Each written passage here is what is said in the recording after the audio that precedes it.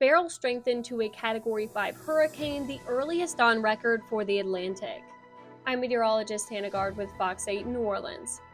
On Tuesday morning, Beryl had 165-mile-per-hour sustained winds, making it the strongest Atlantic hurricane in July on record. The prior record for July was held by Hurricane Emily in 2005. It had 160-mile-per-hour sustained winds. According to Phil Klasbach, a meteorologist at CSU and a hurricane forecaster, one of the main reasons is the heat content of the Caribbean is off the charts for this time of year.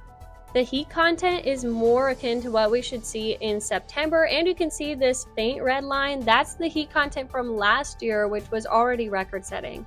Beryl is still forecast to be a major hurricane as it impacts Jamaica, so there's hurricane warnings in effect. We also have tropical storm warnings in effect for Haiti and the Dominican Republic. Further down the line, Beryl could impact the Cayman Islands, so we do have hurricane watches in effect there. And we do see some weakening, but it still is expected to impact the Yucatan Peninsula as a hurricane. This storm is going to bring life-threatening catastrophic storm surge to Jamaica as we head into the middle of this week. So if you or anyone you know lives in Jamaica or the Cayman Islands, make sure you're finishing up those hurricane preparations now. As the National Hurricane Center said in their latest advisory, there remains considerable uncertainty in the track forecast during the latter part of the forecast period. They're referring to after it interacts with the Yucatan Peninsula, but we also have uncertainty because it's interacting with Jamaica, and interactions with landmass can change those model outcomes. The majority of the models continue that westward track, only a couple of them have a northward pull in the long term.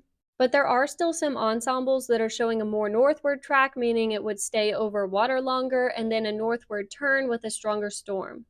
If we see a northward pass over Jamaica, that would mean less time over land interaction because it would be more on the northern side of the Yucatan Peninsula where it's thinner.